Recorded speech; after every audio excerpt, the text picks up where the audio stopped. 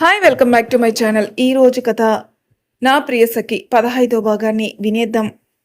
సీత బయటికి వెళ్దాం పదా అంటాడు రామ్. అమ్మో మిమ్మల్ని ఎవరైనా చూస్తే అంటుంది సీత. రామ్ నవ్వి నువ్వే కవర్ చేయాలి, నాకేం సంబంధం లేదు అంటాడు. సీత ఆలోచనలో పడుతుంది. అమ్మో నేనా, ఏమని చెప్పాలి అంటుంది సీత అమాయకంగా.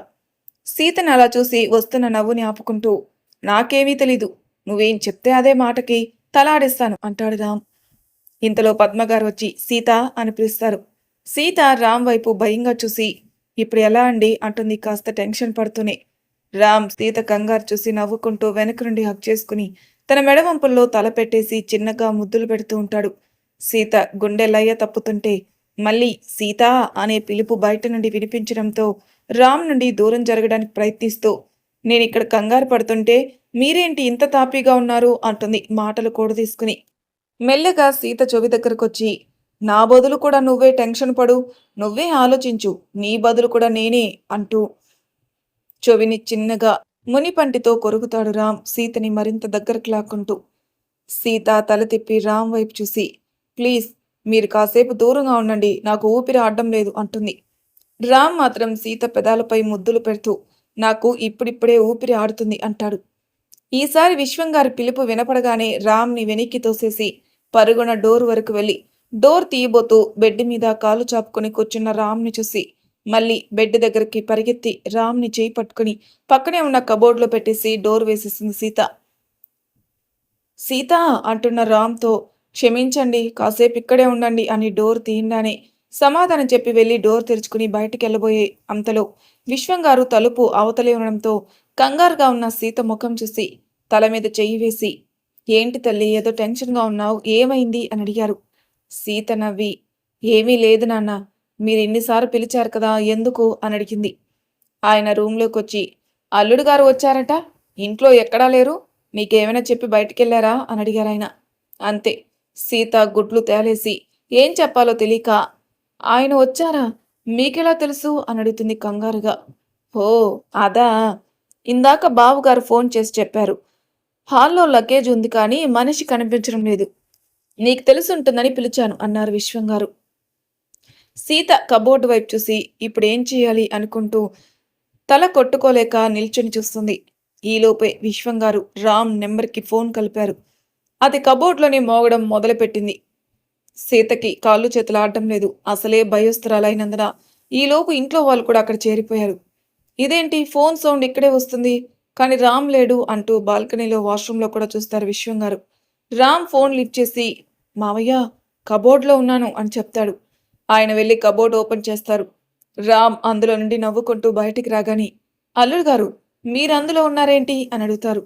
రామ్ సీత వైపు చూస్తాడు. సీతకి అసలు అక్కడ జరిగేది అర్థం అవడం ఆగిపోయి చాలాసేపు అయిందని అర్థం చేసుకుని లోపల నవ్వుకొని అంటే మావయ్య సీత వచ్చి కబోర్డ్ ఓపెన్ చేయగానే భయపడుతుందో లేదో చూద్దామనుకొని అందులోకి వెళ్ళాను కానీ బయట నుండి లాక్ పడింది అని చెప్పాడు రామ్. ఆ మాట అందరూ నమ్మేసి అవునా బాబు, నువ్వెక్కడా కనిపించకపోయేసరికి ఫోన్ చేసి మీ సరదా పాడు చేశానేమో అని అంటారు విశ్వంగారు. పర్వాలేదు మావయ్య, తను భయపడింది అటు చూడండి అంటూ అందరి దృష్టి సీత వైపు మళ్లించి సీతని చూసి అల్లరిగా కన్ను కొట్టాడు రామ్. సీత మూతి బిగించేసి రామ్ నుండి చూపు తిప్పేసింది. రామ్ నవ్వుకుంటూ నిల్చున్నాడు. అందరూ కూడా నవ్వేసి రే విశ్వం, ఇంకా ఇక్కడ మనమెందుకు, వాళ్ళు మాట్లాడుకుంటారులే అంటూ అందరినీ అక్కడి నుండి తీసుకెళ్లారు. సీతమ్మ అబ్బాయికి కాఫీ తెచ్చు, ఈలోపు నేను భోజనాలు ఏర్పాటు చేస్తాను అంటూ సీతను కూడా తన వెంట తీసుకెళ్లారు పద్మగారు. సీత ఆవిడతో వెళ్లి కాఫీ కలుపుతూ రామ్ చేసిన అల్లరి తలుపుకి వచ్చి నవ్వు చేరిపోయింది తన ముఖంలో. కాఫీ పట్టుకుని పైకెళ్తూ ముఖం మళ్ళీ సీరియస్గా పెట్టి మెట్లెక్కసాగింది సీత. బెడ్ మీద వాలిన వాడు సీత వస్తున్న వైపుకి తిరిగి మూతి బిగించేసి నడుస్తూ వస్తున్న సీతని లోపల నవ్వుతూ చూడసాగాడు. సీత వచ్చి పక్కనే ఉన్న టేబుల్ మీద కాఫీ కప్ పెట్టి వెనుతిరగబోయే అంతలో చేయి పట్టుకుని తన మీదకి ఒక్క ఉదురున లాక్కున్నాడు రామ్. బ్యాలెన్స్ అవక సీత రామ్ మీద పడగానే తన జుట్టు చేతులు బిగించి పట్టుకున్నాడు. రామ్ మీద తను ఎలా పడిందో గుర్తు చేసుకుని రామ్ వైపు సూటిగా చూడగానే రామ్ నవ్వి కన్ను కొట్టాడు. సీతకి నవ్వు వస్తున్న కోపం నటిస్తూ పైకి లేవబోయింది. రామ్ పట్టు ఇంకా బిగించేసరికి తన ప్రయత్నం వృధా అవుతున్నా అలాగే ప్రయత్నిస్తోంది. తను పడే తిప్పలు చూస్తూ ఇప్పటి నుండి నన్ను తప్పించుకోలేవు మేడం అన్నాడు రామ్. సీత రామ్ వైపు చూసి మాట్లాడకుండా అలాగే ఉంది. సీత నుదురుకి తమ నుదురు ఆనించి ఏ మాట్లాడవా అన్నాడు రామ్. సీత అలాగే బెట్టుగా ఉండేసరికి నవ్వుకుని సరే సారీ అన్నాడు. సీత రామ్ వైపు చూసి అయ్యో మీరు సారీ చెప్పడం ఏంటండి అంది కొంచెం బాధగా. రామ్ నవ్వి నీ రూమ్లోకొచ్చి నిన్ను ముద్దు పెట్టుకున్నాక కూడా నీకు అర్థం అవ్వలేదా నేను రావడం ఒక నీకు తప్ప అందరికీ తెలుసు అని అంటాడు రామ్. రామ్ మాటకి అందంగా సిగ్గుపడింది సీత. సీత అన్నాడు రామ్ తన చెవి దగ్గర మెల్లగా. రామ్ అలా పిలుస్తుంటే సీత మనసు శృతి తప్పుతుంది కానీ ఎలాగో తమాయించుకొని రామ్ నుండి వేరుపడే ప్రయత్నం చేస్తూ కాఫీ చల్లారిపోతుంది వదలండి అంటుంది సీత. సీత కష్టాలు చూసి రామ్ తనని వదలంగానే లేచి నిల్చుంటుంది సీత. రామ్ కూడా లేచి కూర్చొని కాఫీ తాగేసి సీతని తన పక్కన కూర్చోబెట్టుకుని మాట్లాడుతూ కూర్చున్నాడు. కాసేపటికి పద్మగారు పిలవడంతో బయటకొచ్చి అందరూ తినేసి అందరూ మాట్లాడుతూ కూర్చున్నారు. చాలాసేపటి వరకు ఇక లేట్ అవుతుందని ఎవరి రూమ్స్కి వాళ్ళు వెళ్ళిపోయారు. రామ్ కంటే ముందే రూమ్కి వెళ్ళి ఫ్రెష్ అయి చీర మార్చుకుని రామ్ కోసం బెడ్డు సరిచేసింది సీత. ఇద్దరూ ఎప్పట్లాగే ఎవరి పక్కకి వాళ్ళు పడుకున్నారు. ఉదయం నుండి అలసిపోవడంతో సీత త్వరగా నిద్రపోయింది. సీతకి దగ్గరగా జరిగి చుట్టూ చెయ్యి వేసి తనని చూస్తూ ఎప్పటికో నిద్రపోయాడు రామ్. రాత్రి 1 గంట సమయంలో ఇంటి బయట కొద్ది దూరం నుండి ముసుగు కప్పుకున్న ఒక మనిషి చుట్టూ పరిసరాలు గమనించి తనని ఎవరూ చూడట్లేదని నిర్ధారించుకుని ఇంటి వైపు చూస్తూ ఉండసాగాడు. వెనక పక్క గేటు దగ్గర కాపలావాడు నీళ్లు తాగడానికి వెళ్ళగానే మెల్లిగా ఇంట్లోకెళ్ళాడు. నిశ్శబ్దంగా ఉన్న ఆ ఇంట్లో అతని అడుగుల చప్పుడు తప్ప ఏమీ వినపడ్డం లేదు. గది గది వెతుకుతూ సీత రామ్ పడుకున్న గది వరకు వెళ్ళాడు. ఒకరికి ఒకరు దగ్గరగా ప్రశాంతంగా నిద్రపోతున్న ఇద్దరిని కోపంగా కిటికీలో నుండి చూసి ఇంకెంతసేపులే మీరిలా ఉండేది అని వికృతంగా నవ్వి తలుపు మీద చెయ్యి వేసి నెట్టేలోపే ఏయ్ ఎవరు నువ్వు అని ఈశ్వర్ పిలుపు వినపడి తలుపు మీద పడే అతని చెయ్యి ఆగిపోయి పిడికిలి బిగిసిపోయింది. కళ్ళు ఎర్రబడ్డాయి. ఆ వ్యక్తి కదలకుండా అలాగే ఉండడంతో ఈశ్వర్ అతని దగ్గరకు వస్తూ ఎవరంటే పలకవేంటి అయినా ఈ టైంలో ఆ గదిలో ఏంట్రా నీకు పని అని దగ్గరికి వచ్చి ముసుగు మీద చెయ్యి వేయగానే అతను రెండో చేతిలో ఉన్న ఇనప ఊచ నేరుగా ఈశ్వర్ కంఠంలో దించాడు అతను. ఈశ్వర్ నిల్చున్న చోటే కుప్పకూలిపోయి వెలవెల్లాడుతున్నాడు.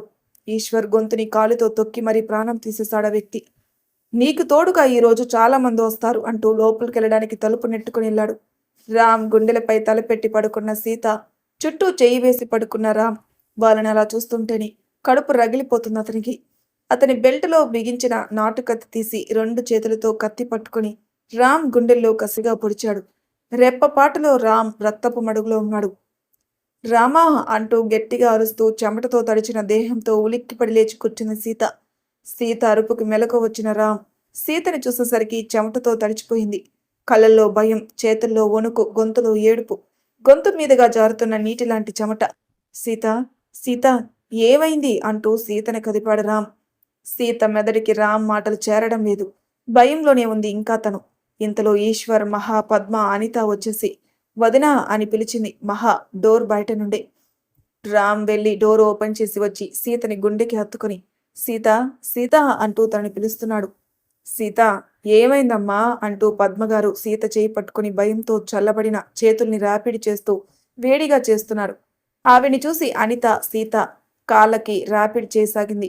వదినా అంటూ మహా, అక్క అంటూ ఈశ్వర్ పిలుస్తున్న సీతలో ఉలుకు పలుకులేదు. సీత అరుపు వెంటనే వీళ్ళ మాటలు విన్న విశ్వంగారు, శ్రీనివాస్ గారు కూడా లేచి ఆ గదికి చేరుకున్నారు. రామ్ ఎంత ప్రయత్నించినా సీతలో భయం మాత్రం తగ్గట్లేదు. కంట్లో నుండి నీరు ప్రవాహంలా జారుతూనే ఉన్నాయి. ఊపిరి ఎగబీలుస్తుంది. రామా రామా అంటూ చిన్నగా కలవరిస్తుంది. సీత భుజం చుట్టూ చేతులు వేసి తనని గుండెకి హత్తుకుని చిన్నగా తనని నెమ్మదించే ప్రయత్నంగా తనని పిలుస్తూ నేనిక్కడే ఉన్నాను సీత భయపడకు అంటున్నాడు.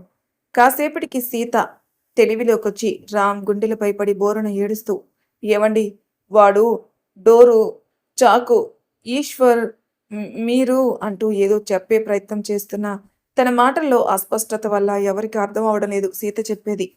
సీతని ఇంకా బిగ్గరగా పట్టుకుని తన కంట్లో నుండి జారుతున్న నీటిని ఒక చేత్తో తుడిచేసి సీత తల నిమురుతూ ఉన్నాడు రామ్. సీత దేనికో భయపడిందని అర్థమైంది అందరికీ. రామ్ ఈశ్వర్ వైపు ఉండగానే ఈశ్వర్ వెళ్ళి ఇంటి బయట ఇంటి చుట్టూ అంతా చెక్ చేసి కాపలాగా ఉన్న వాళ్ళకి జాగ్రత్తలు చెప్పి వచ్చి రామ్కి అంతా ఓకే అని చెప్పాడు. సీత ఏడుస్తూ, మీరు నన్ను వదిలి వెళ్ళకండి. ఇన్ని రోజులు ఎలా బ్రతికానో తెలియదు కానీ ఇకపై మీరు లేకుండా మాత్రం ఉండలేను. నన్ను వదిలేయొద్దు అంటూ ఏడుస్తుంది. సీత తల మీద ముద్దు పెట్టి, నేను నీతోనే ఉంటాను, ఎక్కడికి వెళ్ళను అంటూ సీతకి సమాధానం చెప్పి ఇంకా తన గుండెల్లో పొదుముకుంటాడు. రామ్ ముఖాన్ని చేత్తో తడుముతూ, మీకేమైనా అయితే నేను చచ్చిపోతాను, మీకేమీ కాకూడదు, నేను కానివ్వను అంటూ మాట్లాడుతూనే ఉంది సీత. అలా మాట్లాడుతూ మాట్లాడుతూ రామ్ గుండెలపై కళ్ళు మూసుకుని అలానే కూర్చొని నిద్రపోయింది. రామ్ చేతి వేళ్లతో తల మీద జో కొడుతూ అలాగే నిల్చున్నాడు. సీత కన్నీటితో అతని షర్ట్ గుండె దగ్గర మొత్తం తడిచిపోయింది. మామయ్య అంటూ విశ్వం గారిని చూసి, నేను చూసుకుంటాను, మీరు వెళ్ళండి అని చెప్పాడు రామ్. అందరూ కాసేపు ఉండి ఒక్కొక్కరుగా బయటికెళ్లారు. సీతని మెల్లగా తన మీద పడుకోబెట్టుకొని తన తల నిమురుతూ కూర్చున్నాడు రామ్. రామ్ టీ షర్ట్ని గుప్పెట్లో గట్టిగా పట్టుకుంది సీత. కొద్ది కొద్దిగా తనకి మంచి నీరు తాగిపించాడు రామ్. మొబైల్ తీసి ఎవరికో మెసేజ్ చేసి వచ్చిన రిప్లై చూసి అలాగే నిద్రపోయాడు రామ్ కూడా వెనక్కి వాలి. మళ్ళీ నిశ్శబ్దంగా అయిందా ఇల్లు. అప్పటి వరకు సీత గది వెనక ఉన్న చిన్న సందులో ఒక మూలకి చీకట్లో దాక్కున్న ఒక వ్యక్తి గదిలోకి వచ్చే ప్రయత్నం మొదలుపెట్టాడు. సీత కలలో వచ్చినట్టే అతని ఇంట్లోకి చేరాడు. కానీ మెట్లెక్కి సీత రూమ్ బయట ఈశ్వర్ని, రూమ్లో రామ్ని చంపడం మాత్రం సీత కలే. బెడ్ మీద పడుకున్న సీతను చూసి బాల్కనీలకు వెళ్ళి డోర్ మూసేసి, నువ్వు ఇక్కడే ఉన్నావని నాకు తెలుసు. సీత జోలికి వస్తే నేనేం చేస్తానో నీకు తెలుసు. నువ్విక్కడ ఉన్నావని తెలిసే వచ్చాను. ఇంకోసారి నీ ప్రజెన్స్ నాకు తెలిస్తే ఎక్కడున్నా నీ అంత చూస్తాను అని చెప్పి వచ్చిన దారిలోని లోపలికి వెళ్ళి ఆ డోరు ఎప్పటికీ తీయలేని విధంగా లాక్ చేశాడు. మళ్ళీ బెడ్ మీదకి చేరి సీతను తన గుండెపై పడుకోబెట్టుకుని తన ముఖం మీద పడుతున్న వెంట్రుకలను చెవి వెనక్కి పెట్టి అమాయకంగా ఉన్న తన ముఖం చూస్తూ ముడిపడ్డ తన కనుబొమ్మలు ఇంకా తనలో భయాన్ని తెలియజేస్తుంటే రామ్ తన బుగ్గలు ప్రేమగా నిమిరాడు. నిద్రలో కూడా రామ్ స్పర్శ గుర్తుపట్టి కనుబొమ్మలు విడదీసి ప్రశాంతంగా రామ్ చుట్టూ చేతులేసి నిద్రపోయింది. నెక్స్ట్ డే రామ్ లేచేసరికి సీత రూమ్లో లేదు. రామ్ ఒళ్ళు విరుస్తూ 2 అడుగులు వేసి కిటికీలో నుండి బయటకు చూసేసరికి మహా ఈశ్వర్ని ఏదో విషయంలో దబాయిస్తూ కనిపించింది. ఇది ఇక్కడికి నిన్నే వచ్చి అప్పుడే అల్లరి చేస్తుంది అనుకున్నాడు రామ్. ఇంతలో సీత కాఫీ పట్టుకొని వచ్చేసింది. ఎదురుగా నిల్చున్న రామ్ని చూసి, అరే అప్పుడే లేచారా అని అడిగి తన తెచ్చిన కప్ అందించింది. రాత్రి తనలో ఉన్న భయం ఇప్పుడు కనిపించడం లేదు రామ్కి. కాఫీ కప్ పక్కన పెట్టుకుని, రాత్రి ఏమైనా పీడకలు వచ్చిందా సీత అని అడిగాడు రామ్. సీత 1 నిమిషం సైలెంట్గా ఉండి అవును అంది కన్నీరు దాచేసి. రామ్ కాఫీ కప్ పక్కన పెట్టి సీతని దగ్గరకు తీసుకుంటూ, నేనుండగా నీకేం భయం సీత, ఏదైనా నేను చేరాలంటే ఆపదకి నీకు మధ్య నేనుంటాను అన్నాడు. అదే నా భయానికి కారణం అనుకుంది సీత. సీత సైలెంట్గా ఉండేసరికి, నీలో నాకు నచ్చేది ఇదే సీత, నీ లోపల ఒక సుడిగుండం తిరుగుతున్నా బయటికి మాత్రం ప్రశాంతంగా ఉంటావు, అలా ఎలా ఉండగలిగావు అని అడిగాడు రామ్. సీత నవ్వేసి ఊరుకుంది. సరే ఈరోజు ఎక్కడికైనా బయటికెళ్దామా సీత అన్నాడు రామ్. ఎక్కడికి అని అడిగింది సీత. మన పొలాలకి వెళ్దాం అన్నాడు రామ్. పొలాలు తెలుసు కానీ అందులో వాళ్ళ పొలాలు ఏవో తనకి తెలియదు కదా అని మనసులో అనుకుని, మీరు ఈశ్వర్తో వెళ్ళండి అని చెప్పింది సీత. రామ్ తన తలకి తన తల నుంచి, నేను నా పెళ్ళాంతో వెళ్ళాలనుకుంటే నువ్వేంటి బామ్మర్ది గారితో వెళ్ళమంటావు అన్నాడు. సీత చిన్నబుచ్చుకుంటూ ఇబ్బందిగా చూస్తూ, నాకు పొలాలు ఎక్కడ ఉంటాయో తెలీదు అని చెప్పింది. రామ్ నవ్వి, నాకు తెలుసు, నేను తీసుకెళ్తాను, మహా వాళ్ళకు కూడా చెప్పు, అందరం కలిసే వెళ్దాం అన్నాడు రామ్. సీత నవ్వి రామ్ కళ్ళలోకి చూసింది. సీత అని పిలిచాడు రామ్. ఏంటి అన్నట్టుగా చూసింది. నీతో ఒక మాట చెప్తే కోపం రాదు కదా అన్నాడు రామ్. ఏంటండి అని అడిగింది. అది ఇకపై ఇలా మనసులో కాకుండా నువ్వు ఏమనుకున్నా పైకి అనేసాయి, నువ్వు అన్ని విషయాలు నీ నోటితో చెప్తే వినాలనుంది అన్నాడు రామ్. సీత 1 నిమిషం ఆగి, జీవితంలో నన్ను ప్రేమించే వాళ్ళు ఎవరు ఉండరనుకున్నాను, నాకు ఆకాశమంత ప్రేమను పెంచే భర్తనిచ్చావు రామయ్య అనుకున్నాను అంటుంది సీత నవ్వుతూ. రామ్ సీత నుదుటిన ముద్దు పెట్టి, నేను ఫ్రెష్ అయి వస్తాను, వెళ్దాం అన్నాడు. సీత రామ్ కోసం డ్రెస్ తీసి పెట్టి కిందికెళ్ళింది. కూతురు అల్లుడు వచ్చిన కారణంగా నాటుకోళ్లు తెప్పించారు విశ్వం గారు. వాటిని కట్ చేయడానికి సిద్ధమైన ఈశ్వర్ మీద వాటిని వదిలిపెట్టమని అరుస్తుంది మహా. పాపం, అలా ఎలా కట్ చేస్తావు వాటిని, నీకు అసలు మనసుందా, వాటి ప్రాణం మాత్రం ప్రాణం కదా చెప్పు అంటుంది మహా. మాట్లాడే అవకాశం ఇస్తే మాట్లాడదామని చూస్తున్నాడు ఈశ్వర్. సీత అక్కడికెళ్ళి, మహా అవి ఈ రోజుకి కాదులే, కంగారు పడుకో. ఈరోజు శనివారం. నువ్వు చికెన్ తినవని నాకు తెలుసు కదా అని చెప్పింది. అప్పటి వరకు పూనకం వచ్చినట్టు ఎగిరిన మహా చల్లబడి, ఆ ముక్క ముందే చెప్పొచ్చు కదా అంటూ మళ్ళీ ఈశ్వర్ మీదకి వెళ్ళింది. అంటే ఇప్పటి వరకు నువ్వు అరిచింది ఈరోజు చంపుతున్నాననా అన్నాడు కోపం ఆశ్చర్యం కలగలిపి. హా మరే, అసలే చికెన్, అందులో నాటుకోడి. నేను తినకుండా ఎలా ఉండాలి ఈరోజు? అందుకే ఈ రోజుకు పోస్ట్ పోన్ చేయండి అని చెప్పి వెళ్ళిపోయింది మహా సీతతో కలిసి. పక్కనే ఉన్న బకెట్లో నుండి ఒక మగ్గు నీళ్లు తీసుకుని తల మీద పోసుకున్నాడు ఈశ్వర్. బుర్ర వేడెక్కిపోయి కాసేపటికి అందరూ రెడీ అయి టిఫిన్ చేయడానికి కూర్చున్నారు. సీత రామ్కి మహాకి వడ్డిస్తూ ఉండగా ఈశ్వర్ని చూసి, ఈశ్వర్ వచ్చి కూర్చో, తినేసి బయటికి వెళ్దాం అన్నాడు రామ్. నేను తినేసే వచ్చాను బావా, మీరు తినండి అన్నాడు. అప్పటికే ప్లేట్లో తలదూర్చేసిన మహాని చూసి, మహా ఇష్టంగా తినేస్తూ ఉంటే పద్మగారు కొసరి కొసరి వడ్డిస్తున్నారు. అది చూసిన ఈశ్వర్, ఈ అమ్మాయి ఉంటే అసలు పద్మమ్మ గారికి ఇంట్లో సందడి లేని లోటే ఉండదు. భరత్ని అక్కడే ఉంచేసి ఈ మహాతలని ఇక్కడే ఉంచేస్తే అమ్మగారు హ్యాపీగా ఉంటారు అనుకుని, అమ్మో, రెండో రోజే నా బుర్ర తినేసింది. ఇక రోజు ఇక్కడే ఉంటే నన్ను ఆ వడలో నంచుకొని తినేస్తుంది అనుకున్నాడు ఈశ్వర్. పాపం భవిష్యత్తు ఊహించలేక. మరి తర్వాయి భాగంలో ఏం జరుగుతుందో స్టెప్స్గా తెలుసుకుందాం. అంతవరకు నా ఛానల్ సబ్స్క్రైబ్ చేయని వాళ్ళు ప్లీజ్ సబ్స్క్రైబ్ చేసుకొని లైక్ చేసి షేర్ చేయండి. మీ అభిప్రాయాలు నాకు కామెంట్ రూపంలో తెలియజేయండి. Thank you for listening.